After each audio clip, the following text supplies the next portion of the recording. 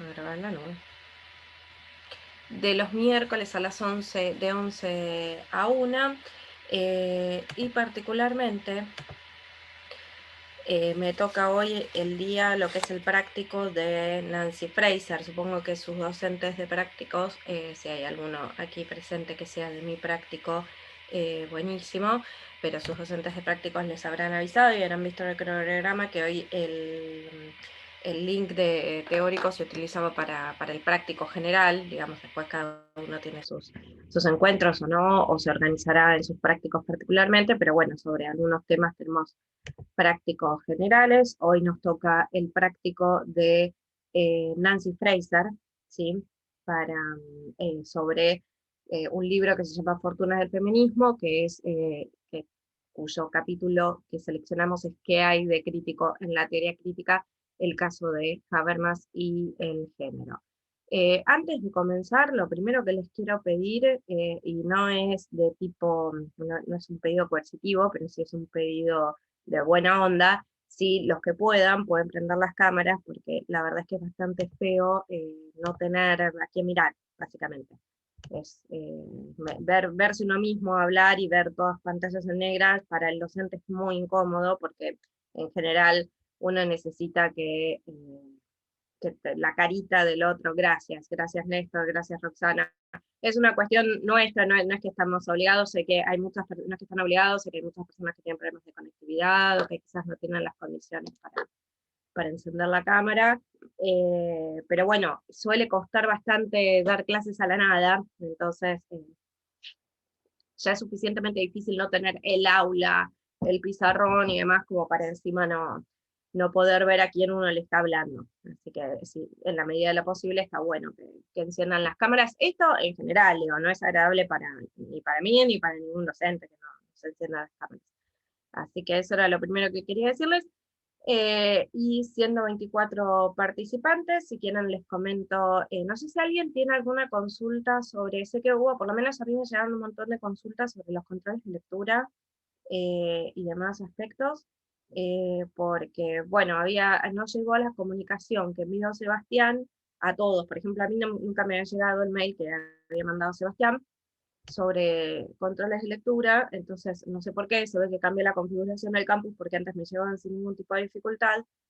Eh, en este sentido, digamos, me parece que por ahí puede haber alguna pregunta en esa línea, en la línea de, bueno, qué pasó en relación al control de lectura. Todos recibieron la comunicación que mandó ayer Sebastián, todos se pudieron localizar, entienden cuál es su situación. Si no, digo, también pueden escribirle particularmente o contestar ahí en el campus, o escribirle a Sebastián o a sus docentes de prácticos. Si no hay ninguna duda en relación a eso, pasamos a, entonces, pasamos eh, a ver un poco el texto de Fraser, que es un texto bastante lindo. Es la primera vez que lo damos, ¿sí? Estaba pensado para ser incorporado el primer cuatrimestre de 2020, pero después, cuando empezó la pandemia, decidimos que era complejo incorporar un texto nuevo en esas circunstancias, no solo para los y las docentes que damos clases en esta materia, sino también para los estudiantes, porque la verdad es que implicó toda una reorganización, la pandemia, en términos de virtualidad, en términos de materiales. Entonces, en ese momento decidimos no incluirlo, y este año hablamos en el equipo de cátedra y decidimos que estaba bueno incorporar el texto de Fraser. Este año, primero porque es un texto, no sé si lo pudieron leer, si lo pudieron hojear, pero es un texto súper interesante, es un texto que critica, digamos, o que propone una teoría crítica. En primer lugar, lo que hace el texto de Fraser es proponer una teoría social crítica feminista, ¿sí? Es decir, retomar aquellos aspectos de la teoría crítica para que tengan, digamos, una perspectiva feminista, que es lo que vamos a ver al principio de la clase, y posteriormente critica fuertemente a Habermas y a la teoría de la acción comunicativa, que la van a ver la semana que viene con Sebastián, ¿sí? Eh, y acá ya la criticamos antes inclusive de darla, a la teoría de la acción comunicativa, así que venimos bien, genial, pero admitimos a alguien que está en lista de espera, pero no sé, por la vista del hablante me sale una persona que está con una J. pero bueno, y está silenciado. Así que va a quedar grabado con los cuadritos, que queda horrible, pero mejor que quede grabado con los cuadritos que con una J que no se sabe quién. Pero bueno, el texto de Fraser entonces es un texto que nos invita, digamos, a pensar la teoría de la acción comunicativa de Habermas en términos de género, ¿sí? Que es un tema que al cual Habermas no le había prestado atención particularmente. En este sentido, ¿quién es Nancy Fraser? Y es una de las pocas autoras que sigue viva de esta materia. Hasta ahora creo que no tuvimos muchos autores vivos. Fraser es una de ellas. Nancy Fraser es una filósofa, es estadounidense. Actualmente es profesora de filosofía en The New School en Nueva York. Y tiene una preocupación predominante, digamos, uno de los grandes intereses, uno de los grandes temas que tiene Fraser en su cabeza es pensar, digamos, cuestiones ligadas tanto a la redistribución como al reconocimiento, ¿sí? Y uno de los grandes temas de interés de Nancy Fraser, y quizás la leyeron, no sé si la leyeron en otras materias o no, pero uno de los grandes temas de interés de Nancy Fraser está ligado a la justicia social. Yo la primera vez que la conocí a Nancy Fraser, también es una autora que me gusta mucho, de hecho recomendé para la cátedra este texto que tenemos ahora, para pensarlo en relación a la tríada, digamos, Giddens, Habermas y Foucault, y la primera vez que me la encontré a Fraser, me la encontré leyendo sobre justicia social, ¿sí? Sobre algunas propuestas de justicia social. Y posteriormente ingresé a leer, digamos, su propuesta sobre una teoría de género.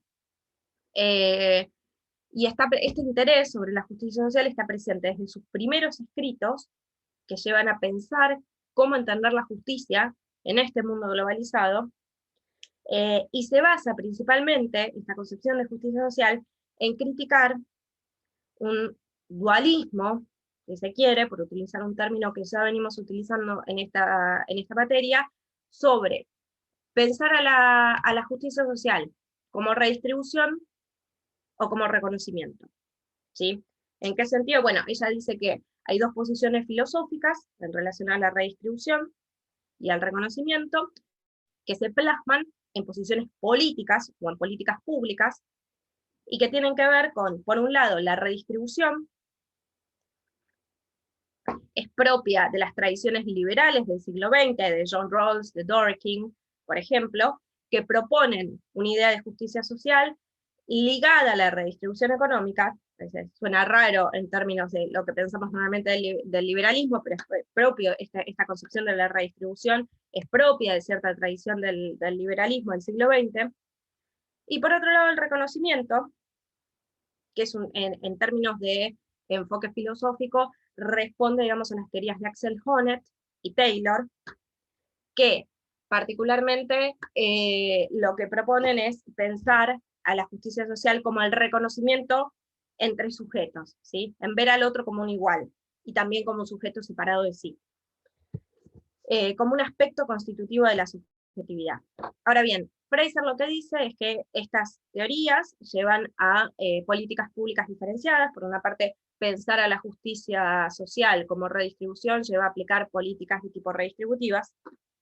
En cambio, pensar a la justicia social como un reconocimiento lleva a políticas públicas diferentes, por ejemplo, en términos de políticas de justicia social, políticas culturales, ¿no? De reconocimientos de los otros principalmente en términos de minorías, ¿no? Y ella lo que piensa particularmente es que una teoría de la justicia social no puede quedarse sin incluir aspectos culturales como aspectos económicos. Entonces busca, particularmente, implementar un enfoque de justicia social tridimensional que incorpore la idea de redistribución, de reconocimiento y de representación, ¿sí?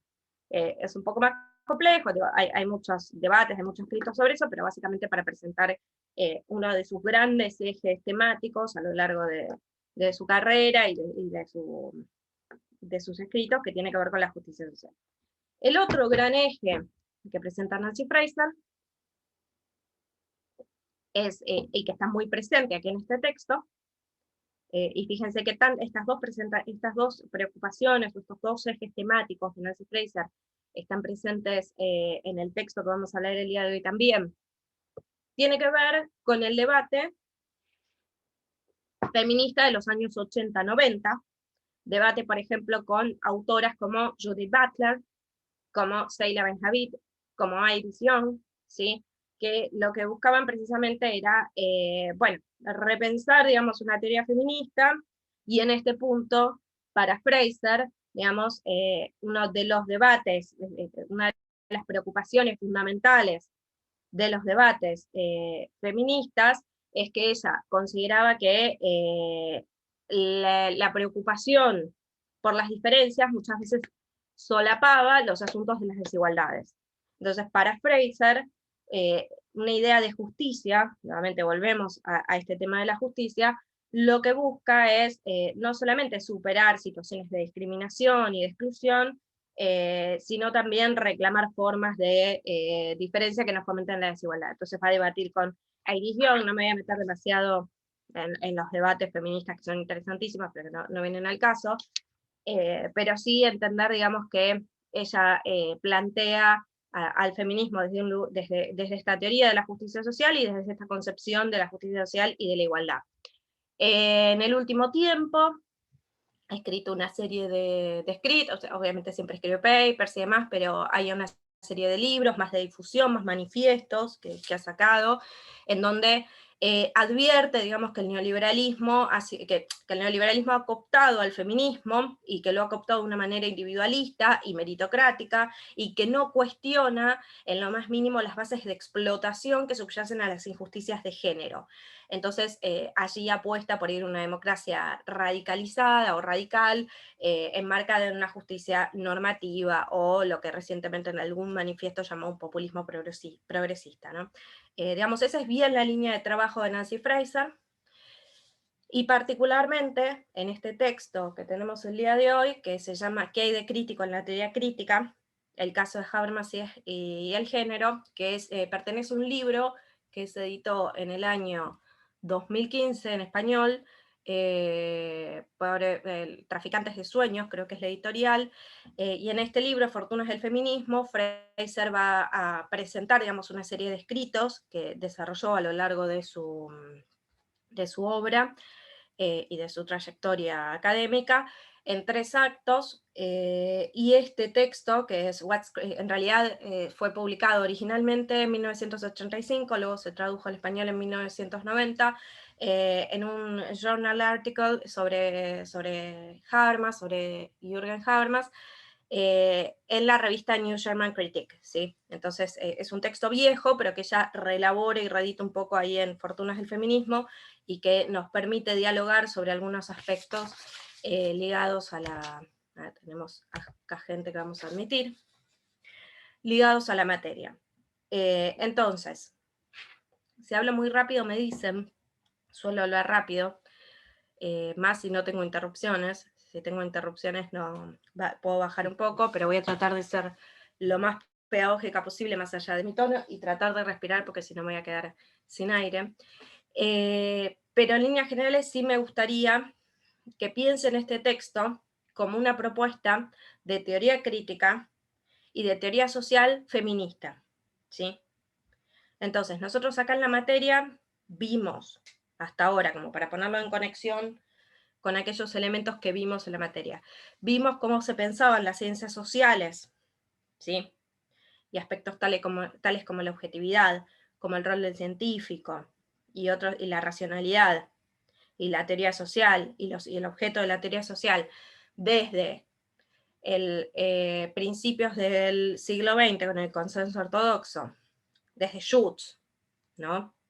Desde autores como posteriormente más propios del giro hermenéutico, como pueden ser Ricoeur, no sé, creo que Ricoeur no lo vieron, o sí, ya lo vieron a Ricoeur, me perdí en el cronograma, me lo tendría que tener a mano. No lo vieron, bueno, van a ver la hermenéutica con Nos Ricoeur. tocaría esta semana, creo. Claro. Bien, o sea, tienen que ver los videos de Ricoeur, entonces. Ricoeur, que siempre queda medio desfasado porque es esa unidad fantasma que solamente tiene textos de teóricos. Vieron Giddens, ¿no? Con su propuesta de la doble hermenéutica y de una teoría social informada hermenéuticamente. Es decir, todos estos autores tienen preocupaciones acerca de cómo hacer ciencia social y de qué aspectos de la teoría social hay que tener en cuenta. Bueno, Fraser desde el principio nos está diciendo, a mí me interesa hacer una teoría social crítica y que esta teoría social crítica incorpore una perspectiva del feminismo.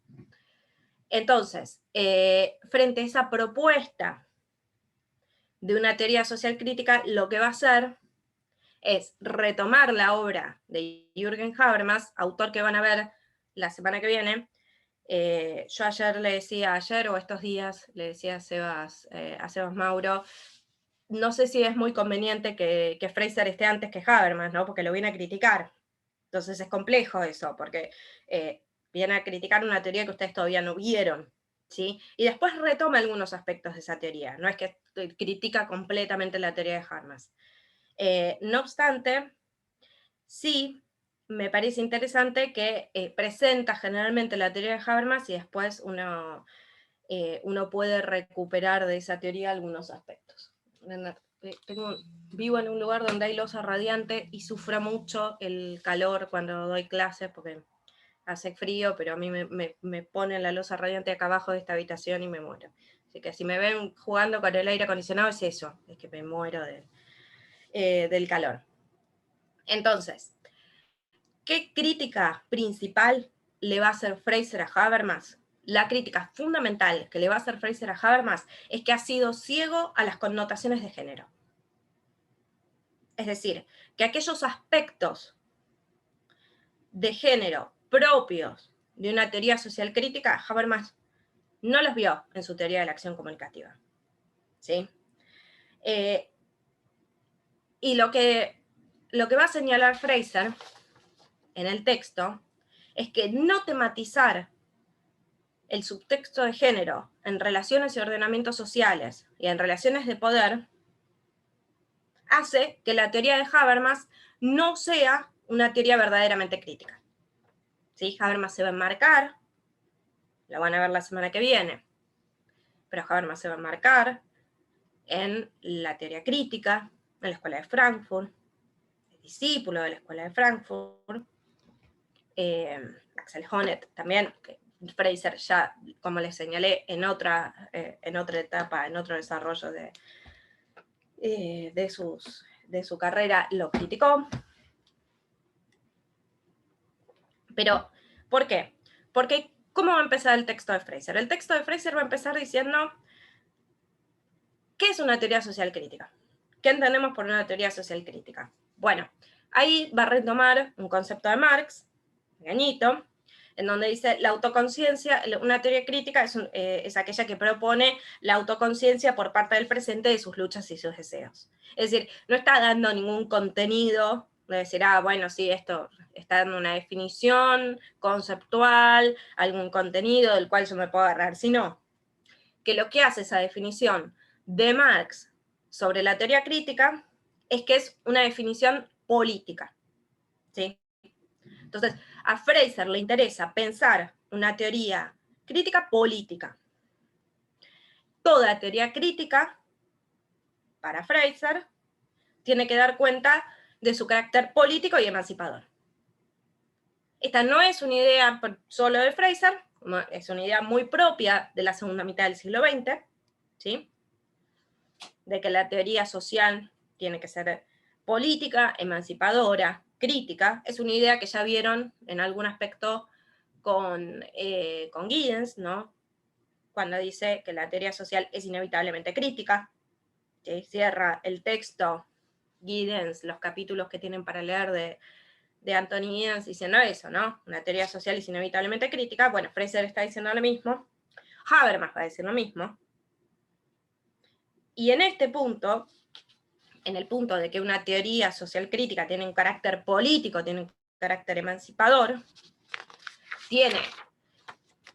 Fraser dice, toda teoría social crítica tiene que marcar en su marco conceptual a los movimientos sociales de oposición con los que posee una identificación. ¿sí?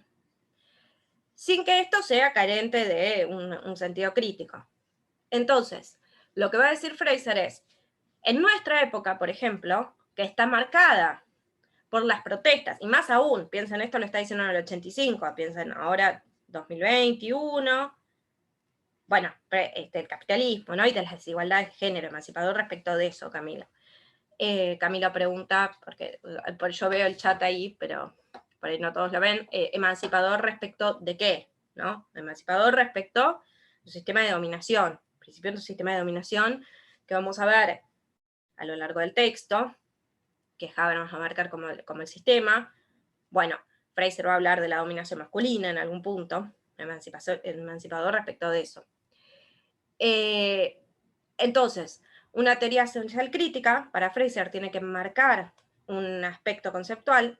No sé si levantó la mano alguien o fue un movimiento de la cámara. Sí, Uri, decime. No sé qué iba a decir, o sea, si podías repetir lo de enmarcar los movimientos sociales con... Y me perdí ahí. Ahí estaba volviendo, estaba retomando para atrás y volvía hacia eso. Igual todo esto que voy a decir ella lo dice, por ahí un poco más complejo, un poco más elaborado, un poco más armado. Yo trato de bajar, digamos, lo que está diciendo Fraser en el texto, pero si no llegan a captar algo, vuelven al texto. Inclusive armamos un PPT, una guía de lectura, así que tienen como materiales como para poder captar lo que no se pueda captar aquí, ahora, en el aquí y el ahora. Entonces, ¿qué es lo que va a señalar Fraser? Que en nuestra época las protestas, es una época donde las protestas de subordinación de las mujeres son de las más significativas, es decir, en donde los movimientos sociales de mujeres son muy significativos, ¿sí? Y esto lo está diciendo en 1985, piensen ahora, ¿no? Por esto les decía, Fraser en los últimos tiempos ha escrito muchos manifiestos, ¿no? Por ejemplo, hay uno, los tengo en la otra biblioteca, en otra habitación, pero uno que se llama, creo que Feminismo para el 99%, ¿no? Digo, ya el título dice un montonazo sobre cuál es su percepción del feminismo. Entonces, ella es muy crítica, digamos, de ciertas corrientes feministas, pero sí está diciendo que si en nuestra época los movimientos de mujeres, los movimientos sociales de mujeres, son las protestas más significativas, entonces una social crítica a la medida de nuestro tiempo tiene que tener por objetivo, y también acá volvemos a responder la pregunta de Camilo, arrojar luz sobre el carácter y las bases de esa subordinación, de la subordinación femenina en este caso, ¿no? Entonces, partiendo de esta definición de teoría crítica, Fraser dice, bueno, vamos a analizar la obra de Jürgen Habermas en esta línea, en esta perspectiva crítica. Y en este punto vale la pena preguntarse que, con respecto al género, qué es crítico y qué no lo es en la teoría de Jürgen Habermas. Y ahí lo que va a decir Nancy Fraser es, no tendría que ser una tarea muy compleja. El problema es que Jürgen Habermas casi no dice nada sobre género. En la teoría de la acción comunicativa lo menciona como un movimiento social y nada más. Y no lo analiza. Entonces, básicamente, Fraser lo que le está diciendo a Habermas es, sos un machirulo, ¿no? Así, en breves palabras. Ahora bien, acá, dos cuestiones a considerar antes de meternos en los argumentos a partir de los cuales Fraser va a hacer crítica a la teoría de Habermas y después va a retomar aspectos de la teoría de Habermas. Ven que no hay que ver. Entonces, dos aspectos a partir de los cuales, dos aspectos que considerar antes de meternos en Habermas, en la crítica que le hace Fraser a Habermas y que retome posteriormente de Habermas. Primer aspecto de la cuestión sobre las críticas que le hace Fraser a Habermas. Ningún autor tiene por qué hacerse cargo de, digamos, de temas que no le son de las competencias. Digo, Habermas habla de opinión pública, democracia deliberativa, habla de acción comunicativa, presenta, digamos, su propuesta para las ciencias sociales, tiene como su andamiaje filosófico y conceptual no tendría por qué caerle el sayo, digamos, ¿no? Es decir, no tendría por qué hacerse cargo de analizar aspectos que no son de su competencia, en todo caso. Ahora bien, Fraser ahí en todo caso podrá decir, bueno, pero es una teoría social crítica, tiene que incorporar aspectos de género, por esto mismo que acabo de decir, digo, es uno de los grandes hitos o los grandes temas de nuestra época, ¿cómo no va a ser abordado por una teoría social crítica? Entonces no va a ser una teoría social crítica. Ahí hay como un punto para encontrar una tensión, además, entre lo que dice Habermas y lo que dice Fraser. Pero aún más, otro de los aspectos que tenemos que considerar es que Fraser retoma esto, pero sí le interesa, no es que, o sea, uno lo lee al texto y sobre todo, bueno, a mí en mi caso, después de haber estudiado muchos años la teoría de la acción comunicativa, después de dar clases de la teoría de la acción comunicativa muchos años, pero uno lee lo que dice Fraser y dice, bueno, lo destruyó Habermas. Agarra punto por punto algunos aspectos, no todos, de la teoría de la acción comunicativa, los va analizando y dice, bueno, señor, acá usted se confundió, pero sin embargo, después ella lo retoma. Entonces es una suerte de crítica interna que le hace Habermas. ¿Por qué digo que es una suerte de crítica interna? Porque, bueno, no es que desecha completamente la teoría habermasiana. Entonces, ¿es machirulo? Sí, bueno, sí. Digamos, no le prestó atención a las cuestiones de género, está bien. Pero después, Fraser ve potencial crítico en la teoría habermasiana. Lo que pasa es que dice, bueno, ese potencial crítico está amenazado en la medida en que este autor no incorporó las connotaciones de género. En este punto, vamos a analizar algunos aspectos del marco socioteórico de Habermas, aspectos que ustedes después van a ver posteriormente más reflejados en lo que es el texto de Madureira y Leiva, que en lo que es la teoría de la acción comunicativa de Habermas, ¿sí?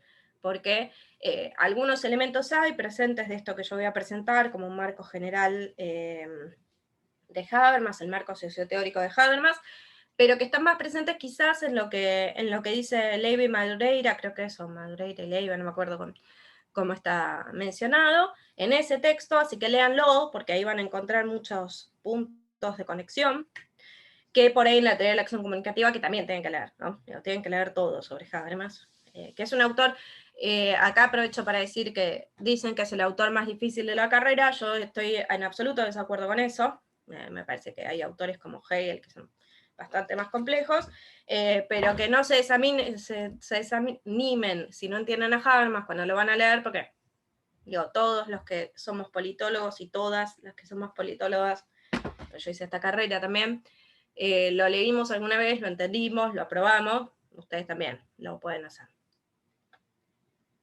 Así que es un poco complejo, pero no es para desanimarse. Entonces, esta crítica que le hace Fraser a Habermas no es una crítica que le hace ella solamente. Digo, Carol Patman, Seila Benavent, Carol Gilligan también le están haciendo esas críticas. Es una crítica muy propia de los debates feministas de los años 80-90, tipo, si Habermas, pegarle a Habermas por machirulo. Pero sin embargo, lo interesante de la propuesta de Fraser es que ella sí intenta retomar la teoría habermasiana. Por eso, digamos, nos interesa leerlo, ¿no? Primero porque incorpora, digamos, a las ciencias sociales y a la teoría social una perspectiva feminista, que no es menor, sobre todo teniendo en cuenta que esta es una tendencia que va creciendo a lo largo de los años. Pero además, porque, digamos, está intentando recuperar ese potencial crítico que tiene la teoría habermasiana. Ahí en ese punto, digo, como para que se den una idea de la importancia de la teoría feminista a lo largo de los años, yo empecé mi carrera en el año 2004, ¿sí? Me recibí creo que en el año 2009. Nunca vi una bibliografía que hiciera referencia a teoría de género, teoría queer, feminismo, nada, absolutamente nada. De 2009 me recibí. La única vez que leí a Butler fue en un seminario interno de esta cátedra, cuando estaba estudiando, que yo era coayudante. No sé hoy cómo está la carrera en ese término. pero digo, en otras materias de otras universidades, yo de género, ¿sí? Temas que no se daban hace 15 años, 10 años, estamos hablando de 2009, 12 años, ¿sí?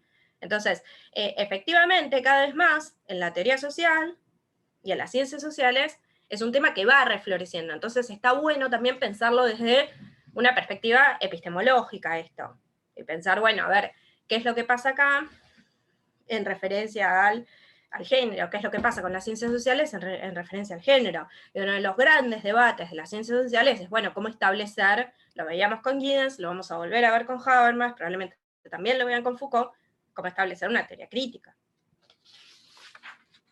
Bien, dicho esto, entonces metámonos con lo que señala Fraser sobre Habermas.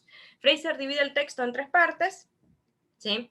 Una primera parte de presentación del marco socioteórico, que me fue por aquí, una segunda parte de, lo tenía anotado por aquí, cómo explicar las relaciones entre la esfera pública y la esfera privada, en las sociedades capitalistas clásicas, como le explica Habermas y qué propuesta hace ella en relación a eso. Y una tercera parte, que lo que busca precisamente es examinar la dinámica, las tendencias a las crisis y los conflictos específicos del capitalismo. En el estado de bienestar lo están pensando, piensen que es un texto de 1985, pero que nos permite arrojar luz sobre las luchas feministas. ¿Sí? Entonces, en primer lugar, me parece que voy a utilizar aquí el pizarroncito de... sí, sí, yo de hecho, no en esta facultad, pero en otras universidades soy capacito en Ley Micaela, así que entiendo a lo que refiere a Cavero.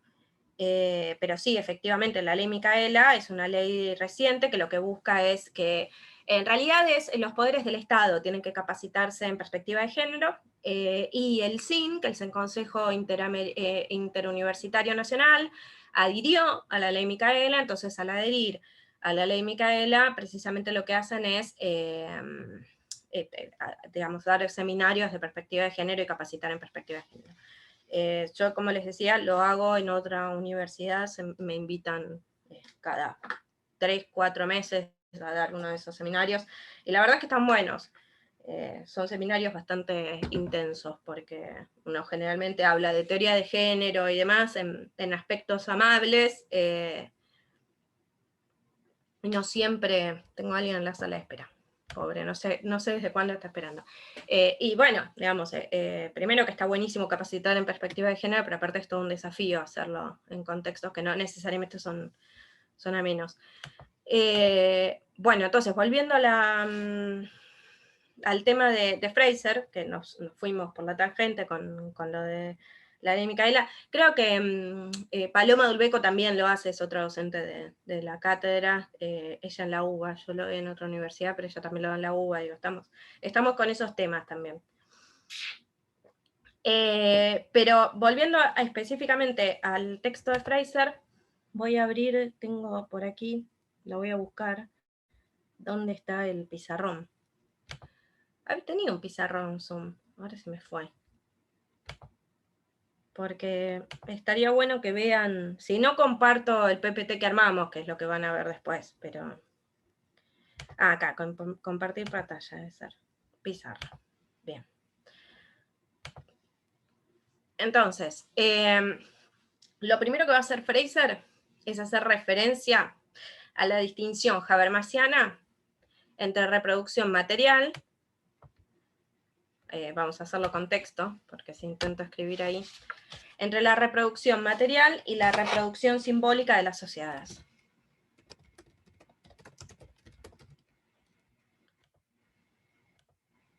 Vamos a ponerlo más aquí.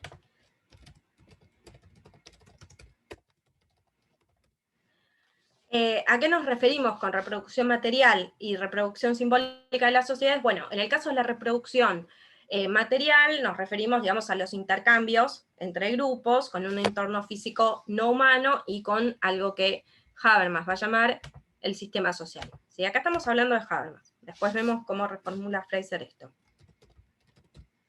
que esto es un concepto fundamental, el de sistema.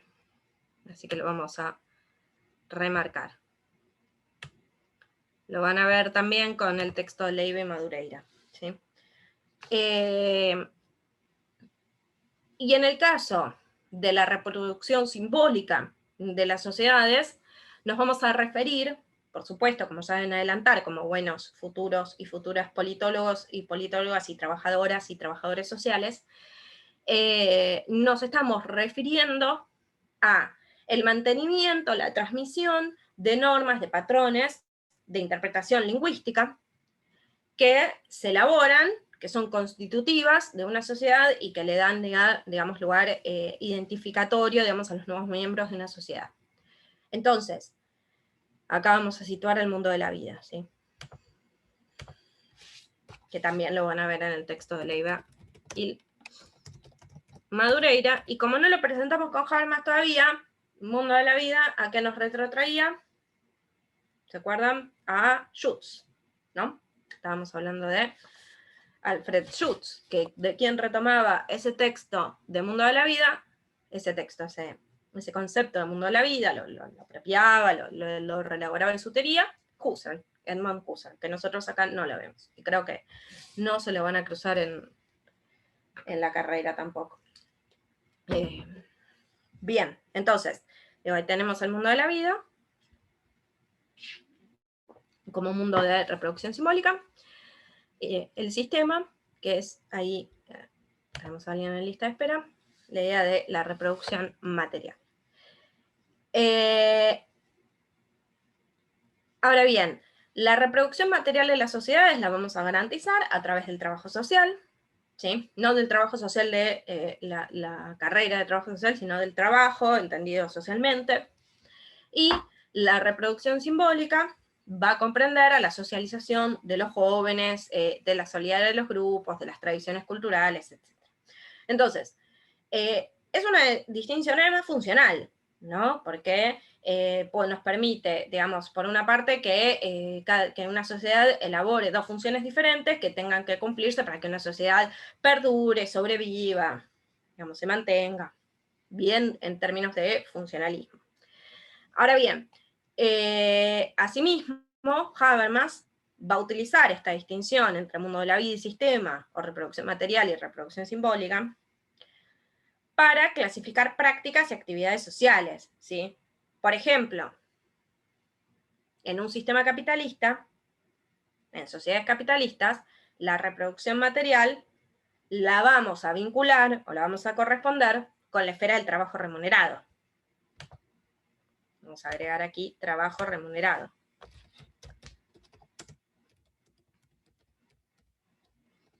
Creo que en el PPT queda más lindo, pero bueno, más o menos ir explicando mientras escribimos siempre tiene su dinámica. Entonces, tenemos aquí el trabajo remunerado como una actividad propia en las sociedades capitalistas de la reproducción material de un sistema. Pero asimismo, Habermas va a señalar que en nuestras sociedades la reproducción simbólica, que está principalmente ligada a la socialización y a la función de la reproducción simbólica, se va a ligar con una actividad específica que es, por ejemplo, la de la crianza de los hijos. ¿Sí?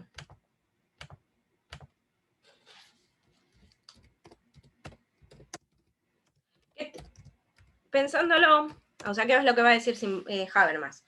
Bueno, ¿qué hablábamos cuando hablábamos de la función de la reproducción simbólica? ¿De qué estábamos hablando? Estábamos hablando precisamente de una función que lo que permite y lo que habilita es la socialización de los jóvenes, ¿no? Y generar solidaridad en un grupo, transmitir identidades, tradiciones culturales, la reproducción de esa sociedad simbólicamente. Entonces, la crianza de los hijos, Habermas la va a situar de este lado, del lado de la función de la reproducción simbólica propia del mundo de la vida, ¿no? Fraser va a criticar un poquito esto, como se imaginarán y como irán viendo. Entonces, ahí Fraser lo que va a decir es, bueno, uno puede pensar esta distinción entre sistema, mundo de la vida, vamos a marcar también así queda bonito el mundo de la vida, Ahí va. Fraser lo que va a decir es, esta distinción puede ser analizada desde dos interpretaciones diferentes. Por una parte, la interpretación de tipos naturales y por otra parte, la interpretación contextual pragmática, ¿sí? Si lo tomamos como tipos naturales, vamos a pensarlos como objetivamente distintas, ¿sí? Funciones objetivamente distintas, y en donde la práctica de crianza de los hijos, por ejemplo, va a estar orientada y ligada específicamente a la reproducción simbólica, ¿sí? En tanto que las prácticas de producción de objetos materiales, de comida, va a estar ligada a la reproducción material. Vamos a marcar aquí. Aquí, bueno, la interpretación de los tipos naturales, Fraser lo que va a decir es conceptualmente equivocada, ¿sí? Es inadecuada, pero además no solamente es equivocada, es inadecuada, sino que además es ideológica, ¿sí? ¿Por qué? Porque Fraser lo que va a decir es, no es cierto que la crianza de los hijos sea necesariamente del ámbito de la reproducción simbólica como opuesta al ámbito de la reproducción material. ¿Por qué? Porque es cierto que con los hijos uno le enseña el lenguaje, las costumbres sociales, pero ojo, que tener hijos no es solamente eso, criar hijos no es solamente eso, dice Fraser, sino que implica también actividades como la alimentación, la higiene, el cuidado. Entonces, no está solamente en juego la construcción de identidades sociales en la crianza de los hijos, sino que también está en juego la supervivencia biológica de los hijos, ¿sí? Entonces, Fraser lo que va a decir es, ojo, que la crianza de los hijos, que Habermas la ponía por aquí, ahora, ¿dónde está? Bueno, se me fue el cuadrito. En realidad, es un aspecto dual. Eso no lo quería hacer. En realidad es un aspecto dual, ¿sí? La crianza de los hijos. No es solamente reproducción simbólica, es también reproducción material. Entonces Fraser aquí ya nos empieza a presentar parte de su andamiaje teórico, ¿no? Si Habermas estaba distinguiendo reproducción material y reproducción simbólica y situando la crianza de los hijos como una reproducción simbólica, Fraser dice, ojo al piojo, que hay actividades que son de aspecto dual. Por ejemplo, el trabajo remunerado también, porque no es que uno va, cuando uno trabaja de manera remunerada, no es que uno va y dice, bueno, sí, genero dinero o produzco bienes y después vuelvo a mi casa. No, también se ponen en juego identidades, también se ponen en cuenta, se ponen en juego patrones normativos, culturales. Entonces, son actividades de aspecto dual. Y en este punto, lo que dice es, entonces, no hay que hacer una interpretación de tipos naturales de estas funciones que realiza Habermas entre reproducción simbólica y reproducción material, sino que lo que queremos hacer es una interpretación contextual pragmática. ¿Sí? Lo voy a escribir para que les quede registrado. Ella dice, interpretación de tipos naturales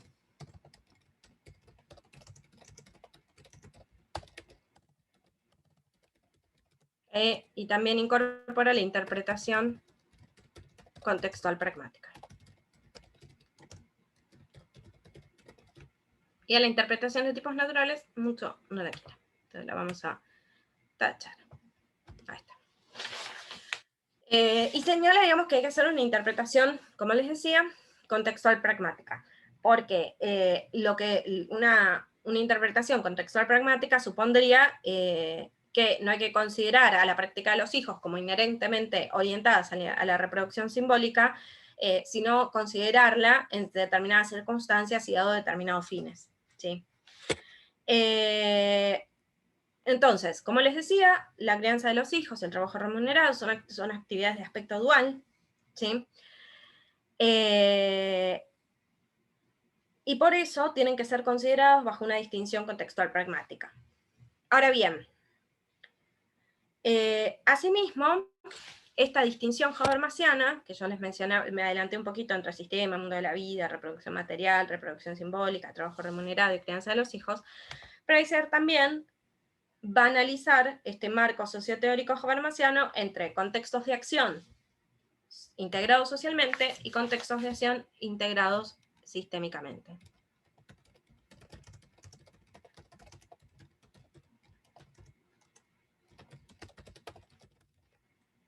Y aquí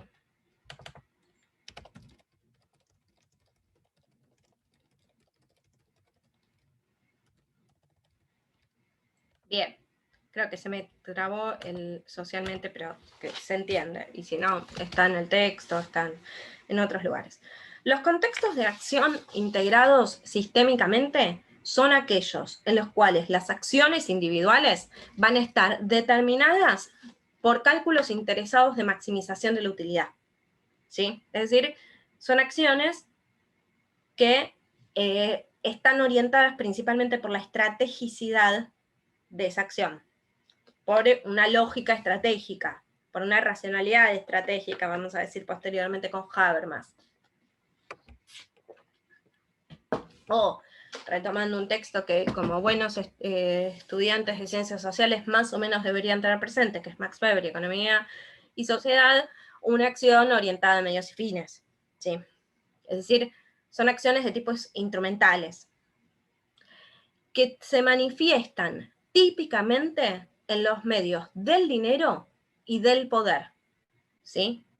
Entonces, en este punto, el sistema capitalista es el ejemplo paradigmático de un contexto de acción integrado sistémicamente, ¿sí? Remite a aquellas acciones o aquellos contextos en los cuales se realizan acciones individuales que buscan, digamos, los cálculos interesados por una utilidad, que se manifiestan típicamente en el dinero y en el poder, y en donde, digamos, una de las esferas principales es la esfera de la estrategicidad, ¿sí? Por eso nos referimos acá a las acciones instrumentales. Lo van a ver seguramente la semana que viene con Habermas, van a retomar esta idea de las acciones instrumentales. Pero lo importante acá, en la teoría de Habermas, esto todavía no lo vieron, pero digamos, para la acción comunicativa, el dinero y el poder tienen efectos, si se quiere, nocivos para el intercambio comunicativo y el diálogo, ¿sí? Entonces, que pertenezcan a esta acción integrado, este contexto de acción integrado sistémicamente no es menor. Vamos a situar algo de esto aquí, en este grafiquito, medios, dinero y poder, y estrategicidad.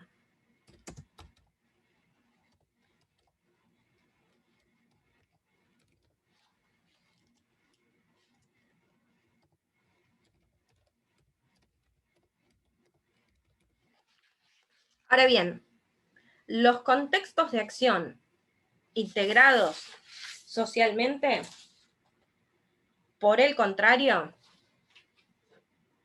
lo que van a buscar van a ser aquellos contextos en los cuales diferentes agentes, y esto quiero que se lo graben para la semana que viene cuando vean Habermas, diferentes agentes coordinan entre sí sus acciones en referencia a alguna forma de consenso intersubjetivo, ya sea explícito o implícito, acerca de normas, de valores, de fines, es decir, es una acción basada en un consenso en relación a un discurso y una interpretación lingüística. Entonces, la esfera de los contextos de acción integrados socialmente tiene que ver con la consensualidad y con la normatividad. ¿Sí? Vuelvo a repetir, y va a quedar un poco más claro. No escuché a alguien abrir el micrófono, pero no llegué a escuchar. No, sí, iba a preguntar que coordinan entre sí sus acciones en referencia de cosas. No te entiendo porque como se entrecorta el micrófono, así que no te puedo entender bien. En todo caso podés escribir en el chat, que no lo estoy viendo ahora, pero lo puedo buscar. No, ¿me escuchás? Sí, ahora sí. No, que iba a preguntar, o sea, coordinan entre sí sus acciones en referencia a qué. Este contexto, ¿sí? Pues ahora cuando termine de explicar por ahí queda un poco más claro, y seguramente quede más claro la semana que viene a la luz de lo que es la teoría de la acción comunicativa de Habermas. Vamos, estamos bien en el plano de la teoría de la acción comunicativa, acá en el contexto de acción integrado socialmente. Fraser creo que lo dice en el texto, lo reformula un poquito, pero que tiene que ver principalmente con contextos en los cuales se desarrollan acciones que no están orientadas, digamos, por fines instrumentales, o por una racionalidad instrumental, que no están orientados por una estrategicidad, o que no utilizan como medio el dinero y el poder, sino que están orientados en la búsqueda de un entendimiento, en la búsqueda de un consenso intersubjetivo, ¿sí? En la búsqueda, y que, digamos, es un consenso basado en el discurso, la interpretación lingüística, y que se orienta por la consensualidad, por la normatividad, y que el ejemplo que sitúa Habermas aquí es la familia moderna, nuclear y reducida, ¿sí? Es el contexto de la acción comunicativa o de la acción alcanzada comunicativamente, como dice Fraser aquí. Queda un poco más claro ahí, es decir, no está orientado por la estrategia, no es la acción utilitaria clásica, bien dura de las ciencias sociales, la acción orientada por medios y fines, sino que es una acción o es un contexto en donde las acciones se orientan más bien por el consenso, por el intercambio argumentativo, por el discurso, por la interpretación lingüística, por la normatividad. Entonces, aquí podemos situar el medio, digamos, es la consensualidad, la normatividad. Ay, no estoy escribiendo.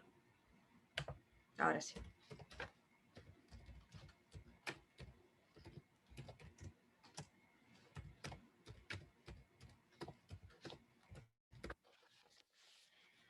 Y aquí Fraser nos vuelve a presentar dos interpretaciones posibles. Dice, bueno, hay que ver si sobre estos conceptos hay una diferencia absoluta o una diferencia de grado.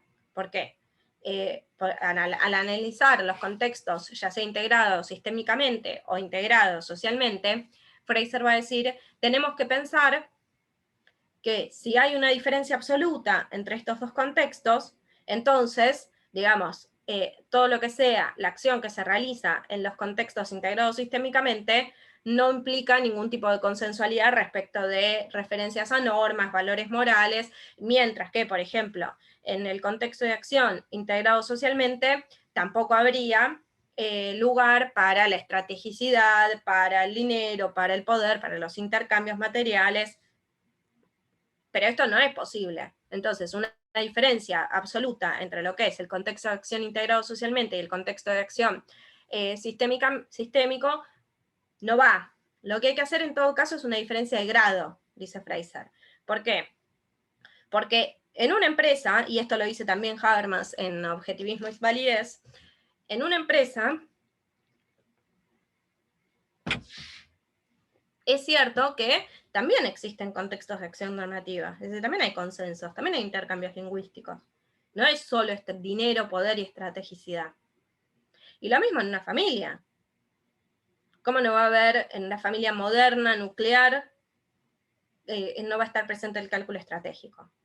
También está presente el cálculo estratégico. Entonces, en ambos contextos están presentes la consensualidad, la normatividad y la estrategicidad, ¿sí? Y en este punto, lo que nos interesa hacer es una diferencia de grado. ¿Por qué? Porque los contextos que están integrados sistémicamente van a implicar cierta consensualidad y van a tener una referencia a normas y valores, pero seguramente menos que aquellos contextos socialmente integrados, ¿sí? Entonces, vamos a poner aquí distinción absoluta, no, vamos a hacer una distinción de grado.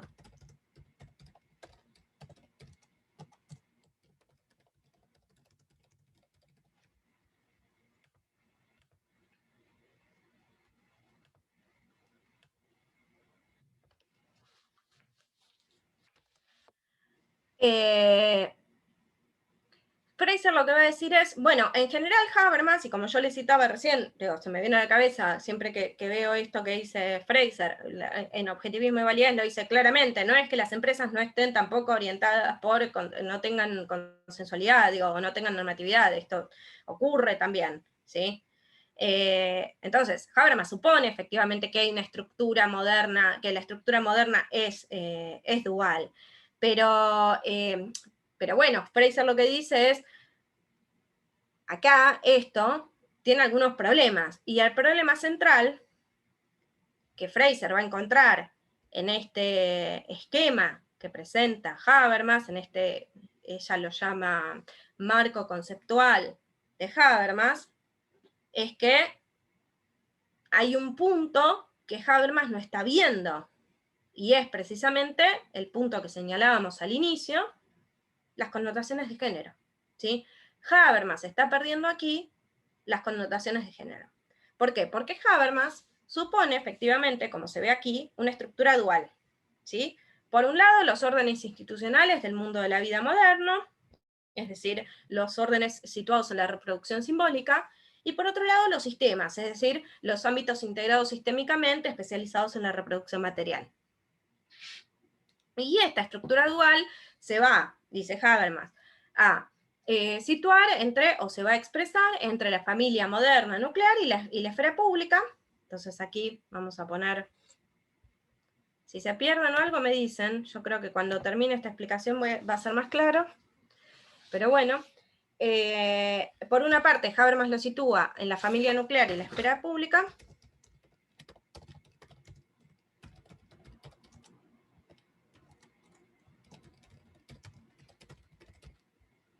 y aquí,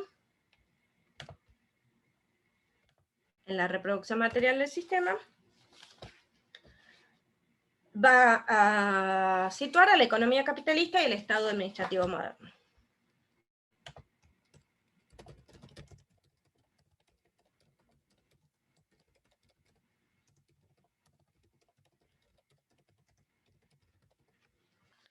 Entonces, claramente hay un esquema dual en Habermas que se expresa, por una parte, en la esfera pública, en la familia nuclear moderna, ¿no? Digamos, en las esferas del mundo de la vida, y por otro lado, en el sistema capitalista y en el Estado administrativo moderno.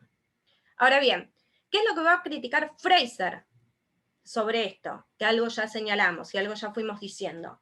Principalmente, lo que va a criticar Fraser es que caracterizar a la familia como un ámbito de reproducción simbólica socialmente integrado y al puesto de trabajo como un ámbito de reproducción material integrado en el sistema, lo que hace es exagerar las diferencias y ocultar las similitudes entre ellos, ¿sí?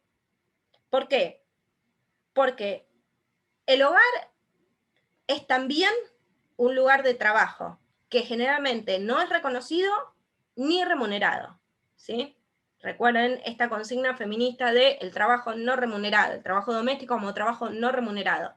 Fraser retoma esto y dice, Habermas acá no ve que el hogar es también un lugar de trabajo, aunque es no reconocido ni remunerado. Pero ahí también hay reproducción material, dice Fraser. Y dice Fraser además, en los lugares de trabajo y en el hogar, las mujeres ocupan tareas o están asignadas a tareas y actividades sexualizadas, de servicios y feminizadas, ¿sí? Habermas tampoco ve esto, dice Fraser, en esta distinción que hace entre este esquema dual entre sistema y mundo de la vida, o entre reproducción material y reproducción simbólica. No enfoca el hecho, dice Fraser, en que ambas esferas, las mujeres están subordinadas a los hombres. ¿Sí? Clarísimo, dice Fraser. Acá, en ambas esferas, trabajo no remunerado, tareas sexualizadas, tareas feminizadas, las mujeres están subordinadas a los hombres. No permite analizar a las familias como sistemas económicos. Es decir, las familias son también ámbitos de trabajo, de intercambio, de cálculo, de distribución y de explotación. ¿Sí? Clarísimo. No. Mató. Esquema dual, la familia como reproducción simbólica del mundo de la vida. Ojo, dice Fraser. Acá estamos ocultando varias cuestiones.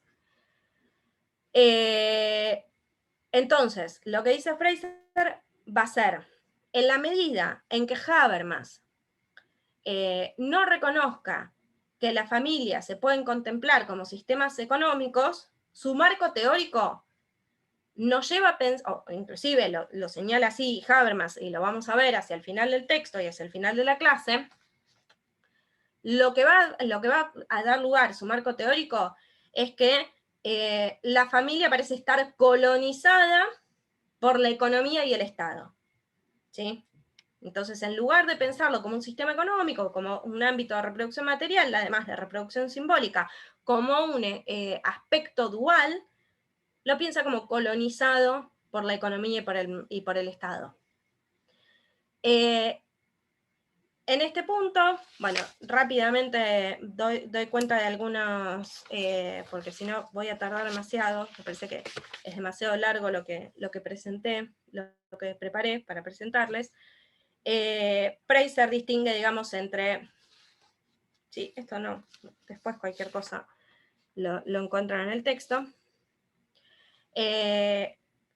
Pero Fraser lo que busca, entonces, es pensar a estas instituciones, a este esquema dual de instituciones que presenta Habermas, como instituciones que tienen dimensiones estructurales e interpretativas, y que en este punto tienen que ser estudiadas tanto de manera estructural como hermenéuticamente.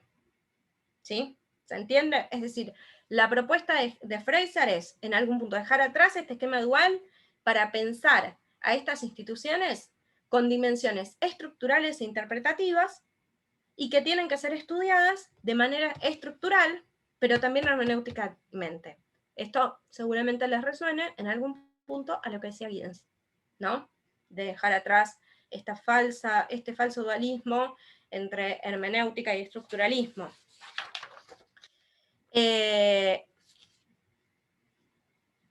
Entonces, Fraser lo que va a hacer es rastrear esta escisión entre instituciones del mundo de la vida y del sistema, y decir que hay dos argumentos que Habermas no explicitó en su teoría.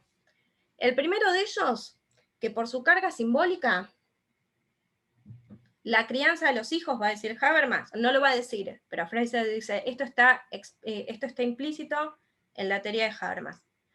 Por su carga simbólica, la crianza de los hijos no puede incorporarse en el sistema económico si no es de manera patológica.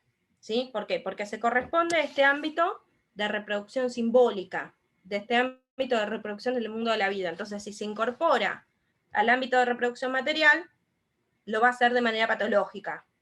Ese es el argumento subyacente a la teoría de Habermas que encuentra Fraser. Y en este punto, espérenme un segundo que me suena de vuelta. Y en este punto, esperen que le abro al gato.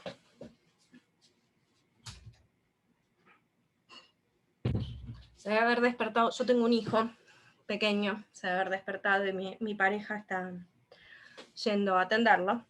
Hablando de Fraser, ¿no? Digo, muy pertinente todo esto de la crianza de los hijos y de intercambio simbólico. Y el gato que estaba en esta habitación va a recibir a mi hijo. Entonces dice, volvamos al argumento. Fraser va a decir, siguiendo este esquema dual que presenta Habermas, hay esta escisión entre mundo de la vida y sistema, va a subyacer dos argumentos que Habermas no va a reconocer, pero que Fraser encuentra. El primero de ellos es que por su carga simbólica, la crianza de los hijos no puede incorporarse de manera no patológica al sistema. ¿Sí? ¿Por qué? Porque pertenece al ámbito de la reproducción simbólica, no la reproducción material, nos había dicho Habermas. No estamos en el plano de Fraser, estamos en el plano de Habermas. En este punto, dice Fraser, bueno, esto claramente es falso. Digo, ningún niño sale patológico por ser criado en guarderías, ¿sí? Digamos, obviamente no son criados en guarderías, ¿no? Pero que se delegue eso a guarderías, ¿no? Que se delegue el criado, la crianza de los hijos a guarderías o se contraten niñeras, ¿no? Entonces, claramente ahí hay un problema. Y el segundo punto, que voy a silenciar el celular, porque me siguen llegando mensajes, ahí está. El segundo punto del argumento que va a presentar Fraser, que dice está subyacente en el esquema habermasiano, es que esta separación entre mundo de la vida y sistema lo lleva a defender algo que el feminismo ha sido muy crítico, que es la separación entre lo público y lo privado, la separación entre la esfera económica y la esfera doméstica, y el acotamiento de la crianza de los hijos respecto del resto del trabajo, del mundo del trabajo. Y dice Fraser, esta es una de las piezas claves de la subordinación moderna de las mujeres, si no es la pieza clave de la subordinación de las mujeres en nuestra modernidad, en nuestra época y en nuestras sociedades. Entonces, Fraser va a decir, no hay ningún motivo para creer que la crianza de los hijos integrado al sistema podría ser más o menos patológica de cualquier otro trabajo, o por qué la crianza de los hijos integrada al sistema va a ser más o menos patológica que un trabajo remunerado. De hecho, dice, es contraste, o sea, esto va en contra de cualquier principio de justicia razonable, ¿sí? Porque si no las mujeres no se pueden incorporar al mundo del trabajo remunerado, porque se tienen que dedicar a la crianza de los hijos. Pero aún más, refuerza esta dominación, esta subordinación de las mujeres al ámbito de lo privado, ¿sí? En esta distinción entre lo público y lo privado. Entonces, para Fraser, este esquema dual de Habermas es una concepción androcéntrica e ideológica. Pero eso no significa, más allá de que, como les decía al inicio de la clase, y vuelvo a repetir, Habermas sea un machirulo, ¿no? Digamos, Fraser lo que está diciendo, esto es una concepción androcéntrica, ideológica, bueno, a ver, Habermas, poco machirulo es. Esto no significa que su teoría no tenga potencial crítico, sino que hay que reconstruirlo. Entonces, Fraser lo que se va a proponer hacer en la segunda parte del texto es reconstruir la connotación de género que Habermas no tematiza en sus textos, ¿sí? Ahora bien, como señalábamos previamente, el mundo de la vida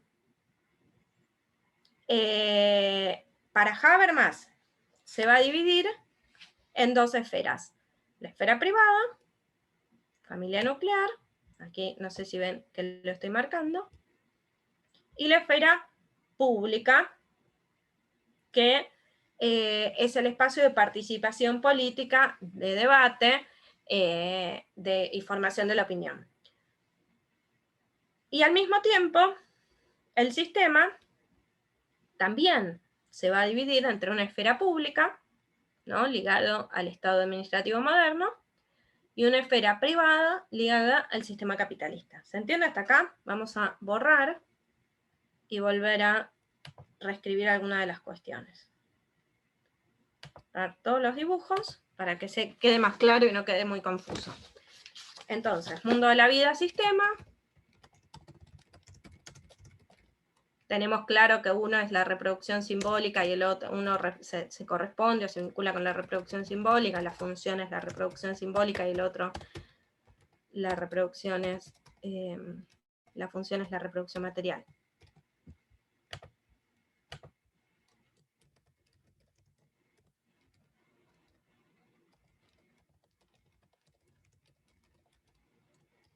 Dentro de este mundo de la vida, Fraser va a distinguir, Habermas va a distinguir entre familia moderna nuclear, reducida,